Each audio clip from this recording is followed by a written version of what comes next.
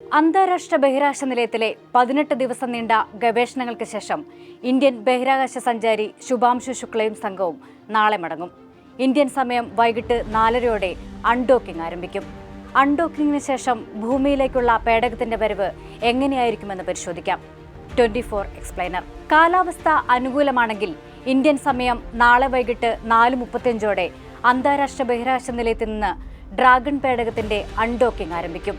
സഞ്ചാരികളെ വഹിക്കുന്ന crew dragon പേടകം കാലിഫോർണിയ തീരത്ത് പതിക്കുന്ന സമയത്തെ കാലാവസ്ഥയും മറ്റ് ഘടകങ്ങളും പരിശോധിച്ച ശേഷമാകും അൺഡോക്കിംഗ് ആരംഭിക്കുക. അൺഡോക്ക് ചെയ്യുന്ന സമയത്ത് അന്താരാഷ്ട്ര ബഹിരാകാശ നിലയം ഭ്രമണപഥത്തിൽ നേരത്തെ നിശ്ചയിക്കപ്പെട്ട സ്ഥലത്ത് എത്തിയിരിക്കണം. അൺഡോക്ക് ചെയ്ത ശേഷം സ്പേസ് സ്റ്റേഷനിൽ നിന്ന് പരമാവധി അകലത്തിലെത്തിക്കാനുള്ള ശ്രമങ്ങൾ ആരംഭിക്കും. തുടർന്ന് വായുസമ്മർദ്ദമില്ലാതെ ട്രങ്ക് ഭാഗം പേടകത്തിൽ നിന്ന് വേർപെടും.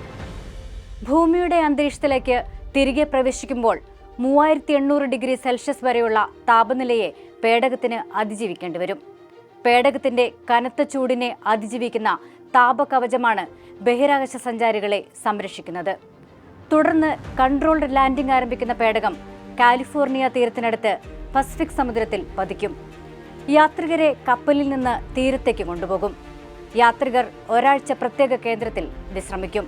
ഗുരുത്വാകർഷണമില്ലാത്ത ബഹിരാകാശത്തു നിന്നെത്തുന്ന സംഘത്തിന് ഭൂമിയിലെ ഗുരുത്വബലം ഉൾപ്പെടെയുള്ള സാഹചര്യങ്ങളുമായി പൊരുത്തപ്പെടാനാണ് ഈ താമസം.